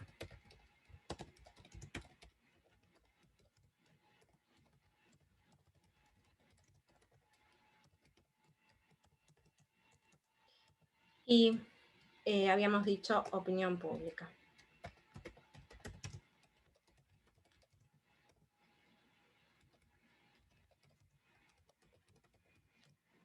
Veo que hay chats, ahí voy. 2 chats. Sí, queda grabada.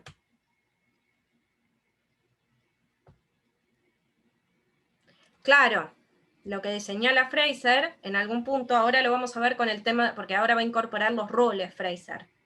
Y ahí con los roles queda bien claro a qué se refiere cuando dice que el mundo, digamos que estas tareas también que se incorporen al sistema capitalista no tiene nada de patológico, ¿sí? Lo que dice Fraser es, con este esquema dual entre mundo de la vida y sistema, en donde claramente la crianza de los hijos está dentro del mundo de la vida, y como señala Habermas, digamos, la intrusión del Estado y de la economía en este mundo de la vida implica una colonización, decía Habermas, y lo van a ver la semana que viene, con la teoría de Habermas, y con el texto de Levy de Madureira.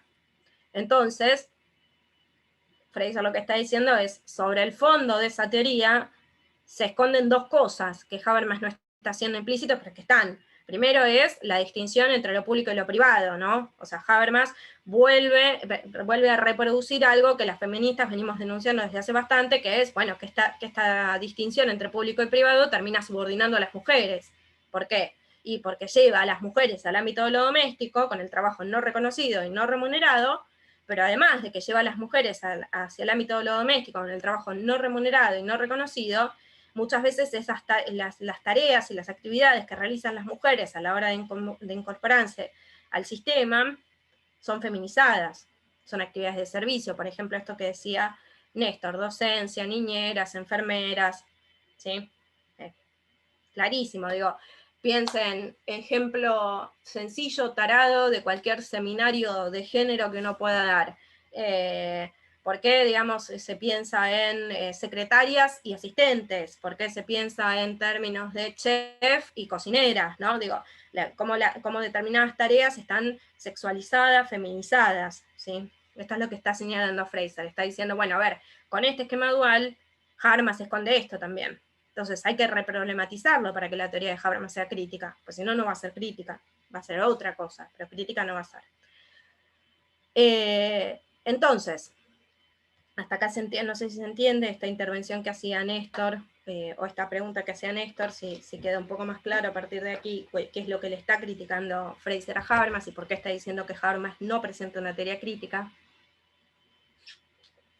Y por qué tiene potencial crítico, ahora lo vamos a ver. Entonces tenemos la familia moderna nuclear reducida como una esfera privada dentro del mundo de la vida, la opinión pública como una esfera pública dentro del mundo de la vida, y aquí, en el sistema, nos encontramos con, habíamos dicho, el sistema capitalista, o la empresa capitalista, ¿no? Como esfera privada del sistema, y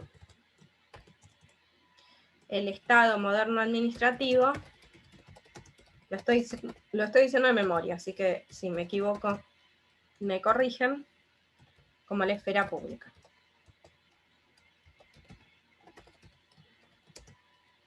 Entonces, en estos ámbitos, el intercambio entre diferentes esferas se va a canalizar a través de roles. Por ejemplo, los roles de trabajador y de consumidor, ¿no? Entonces, los intercambios entre familia, ahí veo que hay un chat, cierro la idea.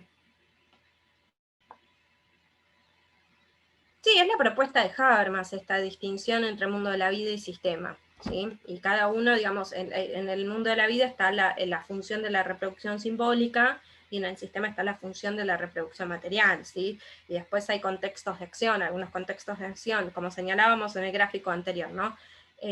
Contexto de acción integrado socialmente, que está más orientado hacia la estrategicidad, y acá el contexto de acción orientado socialmente, que está más orientado a la consensualidad y a la normatividad, ¿sí? Seguramente cuando vean a Habermas, por eso yo después le decía a Sebas, después de preparar esta clase, le decía a Sebas, para mí esto va después de Habermas, o sea que vuelvan a esto después de leer a Habermas. Son cosas que no sé por qué quedan en el cronograma así, pero me parece más ordenado ver primero Habermas y después Fraser, porque si no me paso la mitad de la clase explicando Habermas y no Fraser. Pero sí es interesante, dentro de esto, digamos, hay roles, ¿no?, que se dan entre vamos a poner ahí, entre la esfera pública del sistema estatal, entre la familia y la economía, ¿no? Primero, ahí, familia y economía, está el rol de trabajador y consumidor, ¿no? Vamos a ponerlo.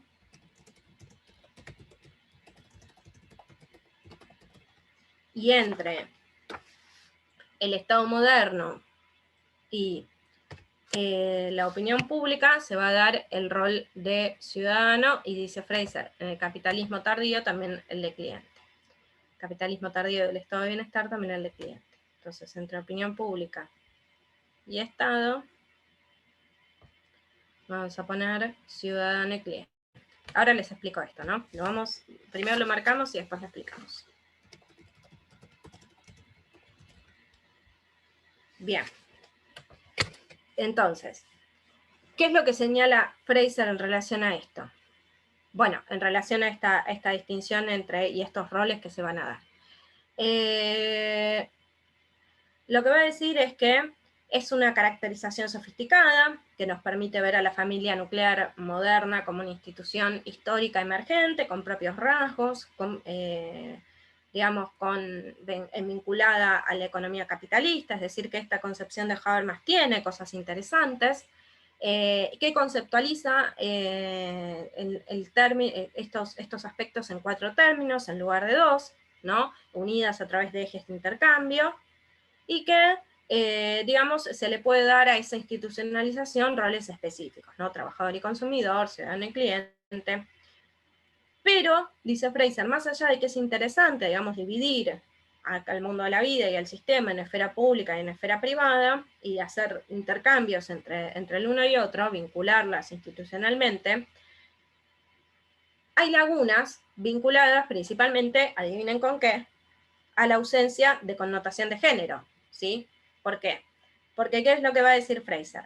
Habermas se olvida que estos roles están prefigurados no solamente en el medio dinero, es decir, la relación entre la economía privada y la familia moderna no están solamente ligados a través del dinero, sino que también están vinculados a la idea de identidad de género, y que muchos de estos roles están masculinizados y feminizados. Por ejemplo, el rol de trabajador es un rol masculino, ¿sí?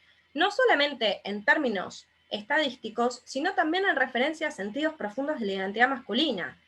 Esto no implica que haya ausencia de mujeres en los lugares de trabajo remunerado, sino que estos trabajos están muchas veces feminizados y en ocasiones sexualizados, esto que les señalaba anteriormente. Por ejemplo, hablamos de secretarias y asistentes, hablamos de chef y de cocineras, ¿no?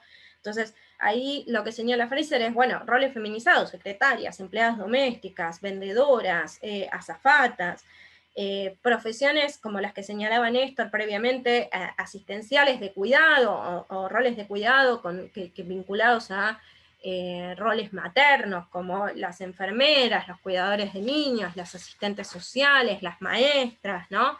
Y muchas veces también, en los lugares de trabajo, Fraser lo que ve es que hay acoso sexual, trabajo mal pago, poco calificado, esta brecha salarial entre hombres y mujeres, lo que se llama nuevamente el techo de cristal y el piso pegajoso, en términos de segregación de las mujeres del lugar de trabajo, el doble turno, la doble carga laboral, que a eso se refiere precisamente al trabajo remunerado, pero además al trabajo doméstico no remunerado.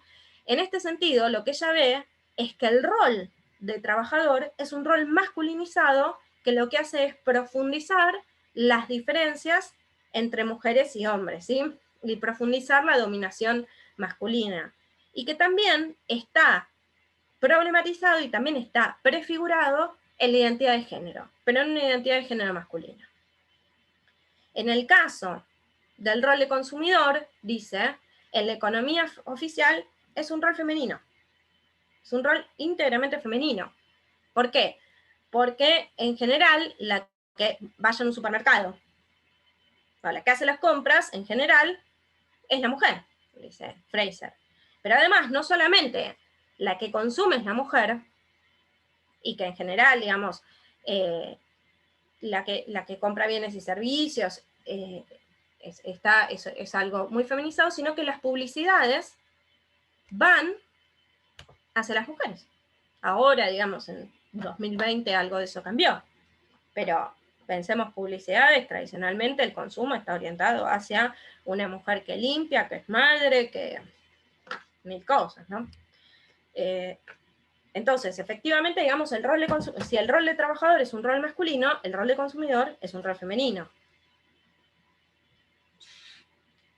Y dice Fraser, el rol de ciudadano, conectado con el sistema público, administrativo y con la esfera pública, en donde se forma la opinión y las voluntades políticas, también es un rol dotado de género, ¿sí? Y es un rol masculino, dice Fraser. Y no simplemente en el sentido de que las mujeres no accedieron al voto y que cuesta, digamos, que ingresen a cargos selectivos, que no acceden al voto hasta mitad del siglo XX, y que cuesta que las mujeres ingresen a cargos selectivos, sino también en el sentido en que Habermas entiende la ciudadanía, ¿sí? ¿Cómo entiende Habermas la ciudadanía? Bueno, lo van a ver cuando vean democracia deliberativa en alguna materia de teoría política, porque lo van a seguir viendo Habermas, largo y tendido. Pero principalmente el ciudadano es aquel que participa en el debate público y es aquel que forma opinión pública, dice Fraser y dice Habermas, ¿no? Es decir, el ciudadano tiene la capacidad de consentimiento y de discurso, tiene la capacidad de participar del diálogo. Y en este sentido, es que Fraser piensa al rol de ciudadano como un rol masculino. ¿Por qué? Porque dice, hay algo que se le niega a las mujeres sistemáticamente en nuestras sociedades que tiene que ver con el consentimiento. ¿Sí? Fraser pone ejemplos, se detiene bastante en esto, pero digo, pone un ejemplo muy claro que tiene que ver con las violaciones conyugales, ¿no? Es decir, con instancias de violación dentro de un matrimonio, digamos, en donde se supone que la consensualidad está dada por el hecho de que están casados, entonces no hay violación. Entonces, el tema de la consensualidad en las mujeres no es menor, ¿sí? Y en este punto, Fraser lo que ve es que hay una disonancia entre la feminidad y las capacidades dialógicas fundamentales, ¿sí? Y ahí la ciudadanía, el rol del ciudadano, es un rol principalmente masculino, ¿sí? Y también ese rol se vincula con la idea del soldado, ¿no? Como el defensor de la patria y la mujer como la vulnerable, la protegida y demás. Pero además de la crítica que le realiza Fraser que si bien está bastante interesante lo que plantea Habermas en relación a los roles, a la distinción entre esfera pública y privada dentro del mundo de la vida y demás, además de estas lagunas, Fraser dice que la interpretación habermasiana de los roles no tiene en cuenta, y esta es una ausencia significativa, la crianza de los hijos. ¿Sí? Rol fundamental para la reproducción de una sociedad. Criar hijos. Entonces, a ver si me parece que hay un chat. Sí, porque todavía no vieron el tema de la democracia deliberativa de Habermas.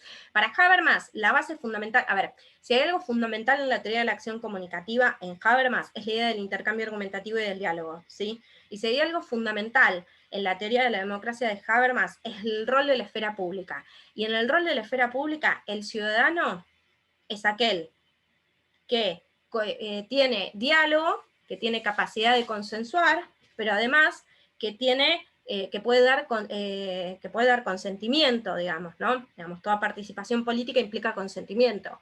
Y lo que dice Fraser, espero ser clara, Eugenia, si no me decís y lo volvemos a hablar, es que si el rol de ciudadano implica consensualidad, porque implica la participación en la esfera pública, implica la participación en una democracia deliberativa, e implica también, digamos, poder ser capaz de establecer un diálogo en condiciones de simetría, como van a ver la semana que viene en la teoría de la acción comunicativa, entonces no hay lugar para las mujeres, porque el tema del consenso es un tema fundamental para la subordinación de las mujeres. Las mujeres en general no cuentan con esa capacidad, es una capacidad bien masculina, digamos, en nuestras sociedades, obviamente. No es que las mujeres no tengamos consenso naturalmente, sino que en nuestras sociedades un punto de subordinación es negarle la consensualidad a las mujeres, ¿sí? Entonces se entiende un poquito más, pero digamos, el punto central es que para Habermas, para participar en la esfera de lo público y para participar en el debate público,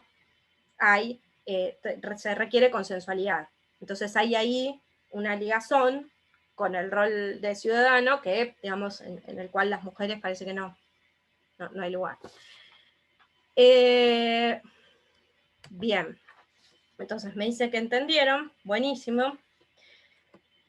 Ven que me oriento en dónde íbamos, me parece que ya vamos a... ¿Se entiende hasta acá esto del mundo de la vida, del sistema, de cómo se divide en esfera privada, en esfera pública, cómo se vinculan los roles? A ver, veo algo en el chat, por ahí. Perfecto, bien. Me apareció una hoja en blanco en el medio de todo esto. Déjenme un segundo que reordeno algunas cosas y seguimos entonces aquí. Ya entendí.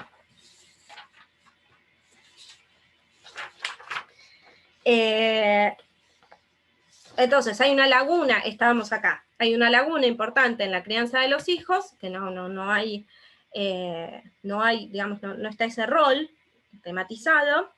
Hay una ausencia importantísima en la tematización de género en los roles que señala Habermas, y aún más, dice, esto no le permite a Habermas entender cómo se enlaza el lugar de trabajo capitalista con la familia nuclear moderna, ¿sí?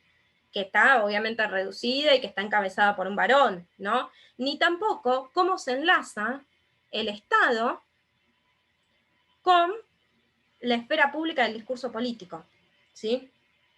Y cuando se supera esta ceguera, dice Fraser, la identidad de género aparece como un medio de intercambio entre estas esferas y estos roles. Entonces, parece que es como un pegamento básico de nuestras sociedades, digamos, esta identidad de género.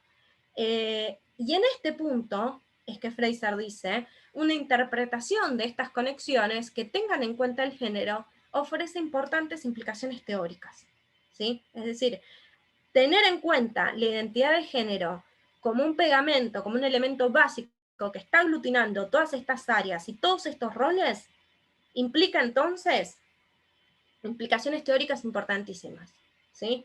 Por eso es que yo les decía al principio de la clase, una cosa que uno se puede preguntar es ¿por qué Habermas tendría que tematizar las cuestiones de género? Y bueno, va a decir Fraser, porque está tratando de hacer una teoría social crítica. Y si vos querés hacer una teoría social crítica, no podés dejar de lado todos estos elementos y todas estas cuestiones, ¿sí? Son indispensables. Entonces, acá Fraser lo que va a señalar es que la dominación masculina no es accidental, sino que es intrínseca al capitalismo moderno, ¿sí? Y que no solamente que es intrínseca al capitalismo moderno, sino que es también moderna. O sea, es por una parte capitalista, porque está en la estructura de la reproducción material, pero además es moderna porque se basa precisamente en la separación entre el trabajo remunerado y el Estado, ¿sí? Entre la crianza de los hijos y la familia y el trabajo remunerado. Entonces, una teoría social crítica sobre las sociedades capitalistas necesita categorías sensibles al género. De las esferas y de los roles y de estas actividades, es decir, lo que subyace como elemento básico, como medio de intercambio básico de este esquema que está aquí presente en relación a la pregunta de Camilo, vale el fallido en una clase de Nancy Fraser, es efectivamente la identidad de género, ¿sí? Está presente a lo largo de estos roles, de estas esferas, de estas actividades. Es como el pegamento básico, lo que aglutina, lo que subyace por detrás, ¿no? Es como un telón de fondo, está ahí. Entonces, lo que va a señalar Fraser en esta línea, y aquí su propuesta, digamos, también, es que los roles de trabajador, de consumidor, de asalariado, no son, y esas actividades, esas esferas, no son estrictamente económicas, como hablábamos de la reproducción material aquí presente, sino que son conceptos económicos de género, ¿sí? Y tampoco, dice Fraser, el concepto de ciudadano es estrictamente político, sino que es un concepto político de género, ¿sí? ¿Por qué? Porque un marco crítico teórico en el que género, política y economía estén integrados es necesario para poder analizar nuestras sociedades capitalistas, ¿sí? Entonces no es que el género es algo que nos pasa de costado, sino que es transversal, es performativo también, en algún punto, nos atraviesa.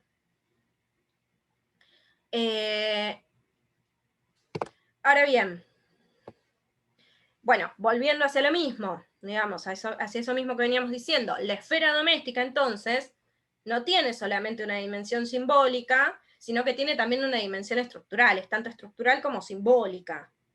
Y la esfera económica y estatal tiene una dimensión tanto interpretativa como estructural. Entonces, vamos a borrar algunas cositas aquí, y vamos a borrar, y vamos a pasar, no sé si les sirve el pizarrón, a mí me parece, no, si estuviera en un aula utilizaría un pizarrón y empezaría a escribir y a hacer cuadros acá, y me movería mucho. Acá estoy sentada, cosa que me molesta bastante, pero... entonces, cuestiones importantes para tener en cuenta: identidad de género como un elemento básico, un elemento aglutinante, ¿no?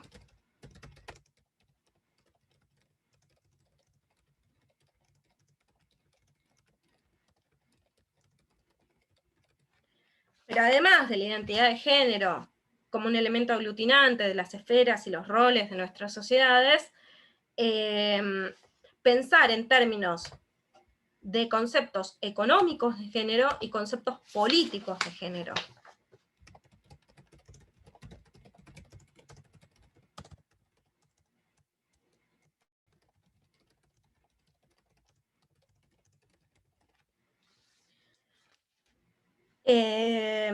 Entonces, hay esta necesidad en esta línea. A ver si hay algún chat por aquí, ¿no? Hoy se me abrió el mail.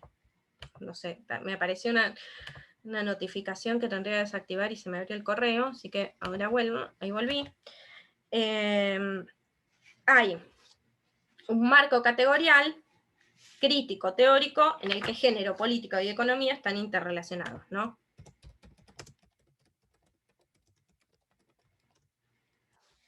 Esperen que crítico teórico.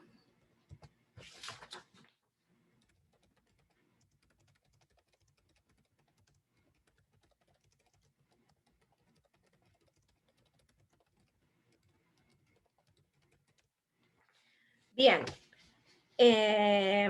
Por último, para ir cerrando esta parte, sí, ya la última parte del texto, que vamos a tratar de hacerla breve, Fraser va a retomar, digamos, algunos aspectos o 6 argumentos de la idea habermasiana de la colonización del mundo de la vida. Recuerden que yo les señalaba, y lo van a ver de vuelta la semana que viene, que en el estado de bienestar, Habermas señala que el sistema va colonizando, va interviniendo, va avanzando sobre el mundo de la vida. Entonces esto lo llama la colonización del mundo de la vida, ¿sí?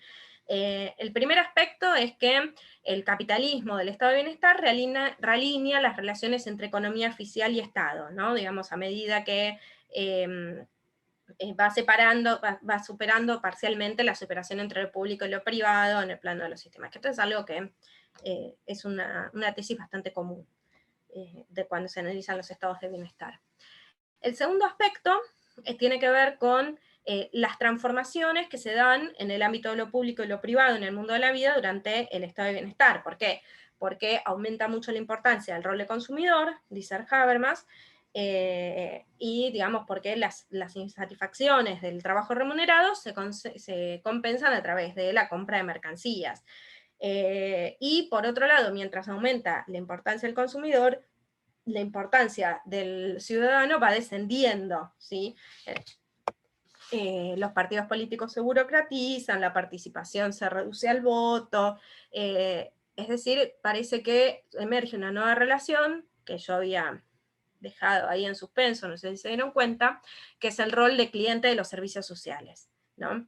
Es decir, emerge, en lugar de surgir el ciudadano cae, aumenta el consumo, crece la figura del consumidor o el rol del consumidor, y aparece un nuevo rol que es el cliente de los servicios sociales, dice Habermas.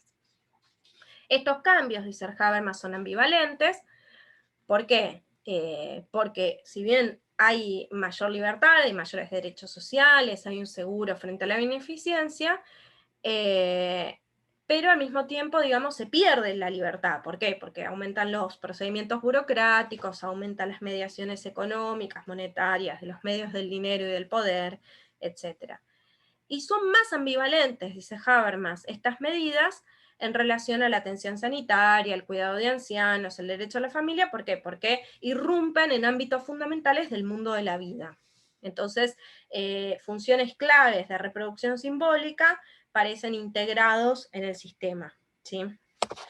Por último, esto lleva a una colonización del mundo de la vida, en donde el dinero y el poder penetran la dinámica del mundo de la vida, y en donde las normas y los valores y las interpretaciones de la vida cotidiana parece que están cada vez más subordinadas a lo económico, la administración, a los roles de cliente y de consumidor, y generan nuevas formas de conflicto específicos del capitalismo del estado de bienestar, es decir, emergen nuevos movimientos sociales en esa unión entre sistema y mundo de la vida. Es decir, básicamente lo que ve Habermas es que hay una colonización del mundo de la vida que reduce, digamos, lo que él ve, esta importancia que yo le señalaba que le da al rol de ciudadano, al rol de ciudadano ligado a la esfera pública, ligado a la participación, al consenso, al diálogo. Y a partir de esa colonización del mundo de la vida, emergen nuevas formas de conflictos específicos, como los nuevos movimientos sociales, entre los cuales sitúa el feminismo, ¿sí? Y tienen más o menos poder emancipador. ¿Qué es lo que señala Fraser en relación a estos argumentos? Bueno, la tesis de, digamos, en líneas generales, el capitalismo de bienestar efectivamente hipertrofia el rol del consumidor y atrofia el rol de ciudadano, pero es cierto que Habermas no vio tampoco la connotación de género, ¿sí? ¿Por qué? Porque lo que dice Fraser acá, y volvemos sobre el mismo punto sobre el cual ella ya tematizó, digamos, es la misma crítica a la que le hace una y otra vez, que es que son las mujeres las que son las clientes del estado de bienestar, ¿sí? Entonces, lo que Habermas no vio, y acá también esto lo voy a anotar porque es importante, es que hay un giro del patriarcado privado al patriarcado público. ¿Por qué? Porque las instituciones, la dominación masculina va a pasar del ámbito privado al ámbito público, hacia el Estado, ¿sí? Entonces vamos a poner giro del patriarcado privado al patriarcado público.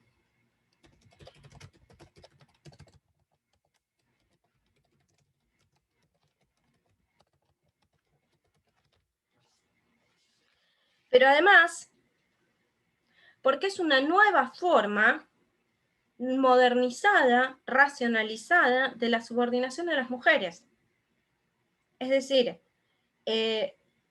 nuevamente, Fraser lo que vuelve a hacer es a retomar la teoría de Habermas y mirarla con perspectiva de género, mirarla con connotaciones de género y darse cuenta que lo que subyacen allí es nuevas formas de subordinación de las mujeres inherentes al capitalismo, ¿sí? Y en este punto, lo que ve Fraser es que hay una ambivalencia, pero que esa ambivalencia tiene que ver no con el carácter simbólico del mundo de la vida, como afirma Habermas, sino que en la medida en que hay una suposición insostenible en que la crianza de los hijos y otros trabajos son asimétricos respecto a su integración al sistema, y en la medida en que la esfera doméstica termina respondiendo al carácter patriarcal de los sistemas de bienestar. ¿Sí? Entonces, la teoría de Habermas saltea, ve el movimiento del sistema al mundo de la vida, pero no ve el movimiento contrario, que es el movimiento del mundo de la vida al sistema. No ve cómo son las mujeres quienes sufren las consecuencias de la burocratización y de la monetarización, ni el hecho de que la burocratización y la modernización son instrumentos de subordinación de las mujeres. Entonces, frente a esto, lo que va a decir Fraser, y esto es otro aspecto importante, es que la clave para un resultado emancipador radica en la sustitución de contextos de acción normativamente garantizados por otros alcanzados mediante la comunicación. ¿Sí? Es decir, que tiene que haber un aspecto de comunicación. Entonces, luchar por la autonomía de las mujeres implica tener control colectivo sobre los medios de interpretación y comunicación que les permita a las mujeres participar a la par de los hombres de todo tipo de interacción social, incluida la deliberación y la toma de posiciones políticas. Esa es la posición central de Fraser, es la crítica fundamental de Fraser. Habermas no vio la subordinación femenina, y como no vio la subordinación femenina, se perdió la autonomía de las mujeres en un sentido especial, fundamental, que es adquirir control sobre los medios de interpretación y de comunicación y poder participar de la deliberación y de la toma de decisiones políticas. Aquí es donde radica el potencial crítico de Habermas.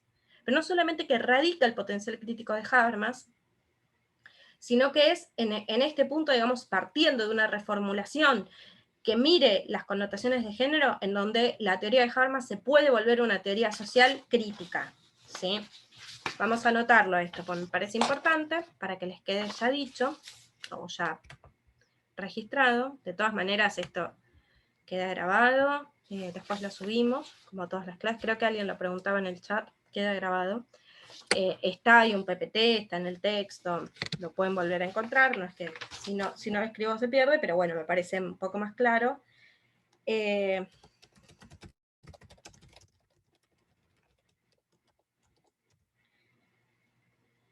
Control colectivo.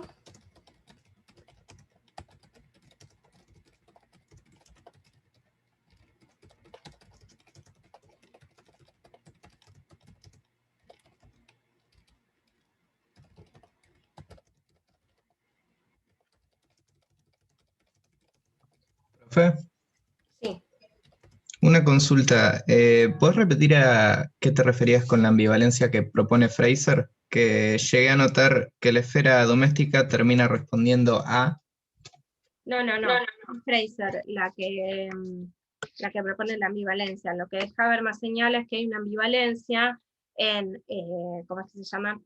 En el estado de bienestar, porque precisamente esa ambivalencia se da en la medida en que los roles de consumidor tienden a ganar importancia y el de ciudadano tiende a perder importancia. Fraser lo que va a decir es que la ambivalencia no se da tanto por esta distinción entre la reforma doméstica y los sistemas de bienestar, sino el carácter patriarcal de los sistemas de bienestar, ¿sí? No al carácter simbólico de las instituciones del mundo de la vida, sino al carácter patriarcal de los sistemas de bienestar, y que se ven claramente cuando sitúa a las mujeres como clientes de la seguridad social. Si uno piensa, yo trabajé varios años en programas de mujeres del Ministerio de Desarrollo Social, y si uno piensa, por ejemplo, todo lo que son los programas sociales, históricamente estaban pensados para, inclusive, miren, en el año 2004 había 2 series de programas sociales. Uno que era de empleo productivo, en donde básicamente ese de empleo productivo estaba ligado a hombres, y otro que era, digamos, el plan familia, se llamaba así, que se pensaba para mujeres. O sea, hasta ese punto, digamos, la relación, el hombre trabajador pensando en programas de empleo productivo y en vinculación con el Ministerio de Trabajo, y sin embargo para las mujeres había un plan familias y se suponía que era imposible una incorporación al mercado laboral. Tremendo.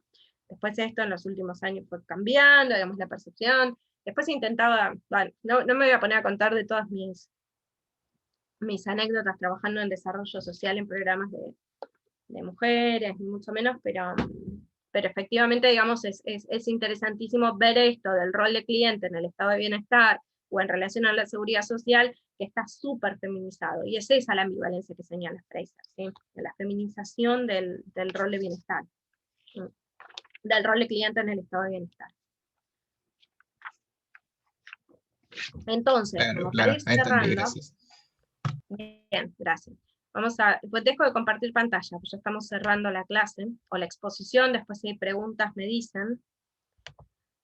Ahí vuelvo a verlos, bien, porque me aparecían cositas, o sea que le estaba hablando al pizarrón. En síntesis, va a decir Fraser, la explicación de Habermas no va a teorizar sobre el carácter patriarcal y mediado por normas, digamos, que tienen nuestros sistemas capitalistas tardíos, no va a teorizar sobre el carácter sistémico, mediado por el dinero y el poder de la dominación masculina, ¿sí? Su tesis de la colonización no tiene en cuenta los canales de influencia entre las instituciones sistémicas y las instituciones del mundo de la vida, que son multidireccionales, dice Fraser, y tiende a reproducir, más que a problematizar, el apoyo institucional, ¿sí? Ahora bien, entonces, ¿qué es lo que va a señalar Fraser? Que las luchas y los deseos de las mujeres contemporáneas no están adecuadamente alcanzadas por esta teoría que traza esta línea de batalla entre instituciones sistémicas e instituciones del mundo de la vida, ¿sí? Pero que sin embargo, esta teoría tiene un potencial crítico, y este potencial crítico, como les señalaba previamente, tiene que ver con lograr la autonomía y lograr el control a través de contextos de acción alcanzados comunicativamente, es decir, digamos, darle lugar a las mujeres en relaciones de consenso, en relaciones dialógicas, en relaciones de diálogo, en relaciones de acción comunicativa, o de acción alcanzadas comunicativamente, ¿sí? Esto es como los lineamientos centrales del texto de Fraser. Algo central, como para cerrar mi exposición sobre el texto, es que el punto esencial del argumento de Fraser no es que Habermas olvide estas formas de dominación, sino que la distinción categorial con que aborda estas distinciones invisibilizan las connotaciones de género. Entonces, nos encontramos otra vez frente a otra teoría que separa lo público y lo privado.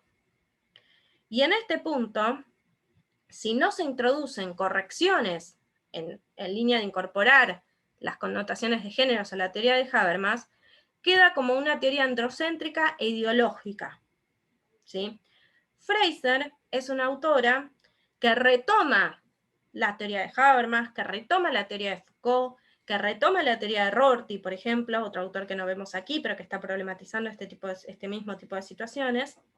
Fraser está retomando esto, pero lo que les va a criticar tanto a Habermas como a Rorty como a Foucault es que no tematizaron cuestiones fundamentales como estas subordinaciones de género. Entonces, bueno, Foucault en cierta medida, pero hasta cierto punto. Entonces, hay que incorporar estas teorías, pero problematizando las connotaciones de género, porque si no, se vuelven teorías androcéntricas e ideológicas, ¿sí? Entonces, la propuesta de Fraser va por esa línea. Porque una teoría social crítica, emancipadora, tiene que problematizar las connotaciones de género. Bueno, hasta aquí lo que tengo para decir del texto de Nancy Fraser. No sé si hay dudas, preguntas. Es un choclo, y es un choclo sobre todo porque estamos criticando una teoría que todavía no vieron ustedes, que van a ver la semana que viene. Que debería ser al revés en realidad, pero mi propuesta es que vuelvan a Fraser, que igual lo van a tener que hacer, vuelvan a Fraser después de haber visto Habermas, para ver cómo se ilumina esta teoría a la luz del texto de Madureira y Leiva y a la luz del texto de Habermas, de la teoría de la acción comunicativa. En la medida en que puedan hacer eso, seguramente algunas de estas cosas que intenté presentar, de manera más o menos pedagógica, se puedan ver más claras. Pero no sé si se entendió, qué les pareció, digo, si les quedaron dudas, si se van con más dudas que certezas.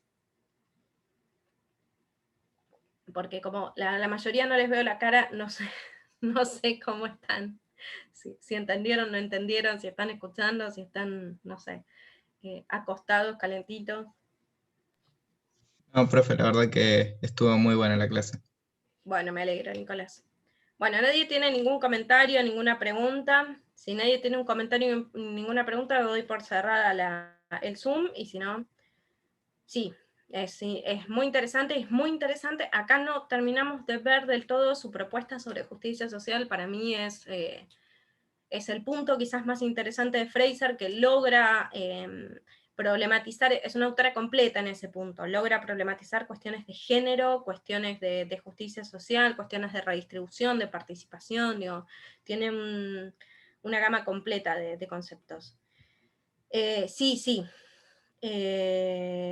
Sí, de hecho hay toda una línea de Fraser en la cual debate por una parte con lo que se llama el feminismo cultural, pero también con lo que es el feminismo con la teoría de Judith Butler y con la teoría queer, en donde ella sienta posición.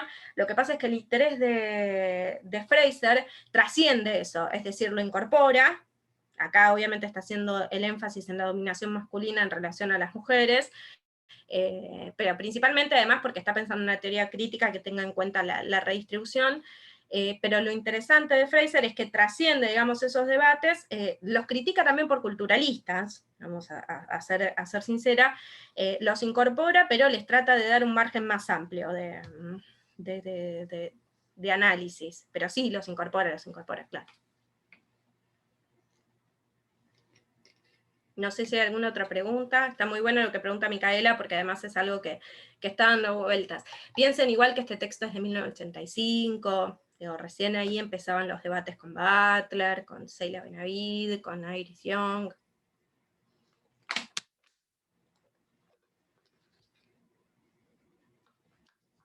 Bueno, si no hay más dudas, entonces cierro el Zoom y nos vemos. No, creo que no los veo más ustedes, salvo que sean de mi comisión, ahí sí. Pero creo que no nos vemos más. La semana que viene ven Habermas, lo va a dar Seba Mauro, entiendo. No sé si hay video o qué, no abro el cronograma y les digo. Profe, el martes que viene es feriado, no hay clase o algo así. Ah, no, sí, el martes que viene no. Okay. El jueves, o sea, el jueves sí va a haber clases.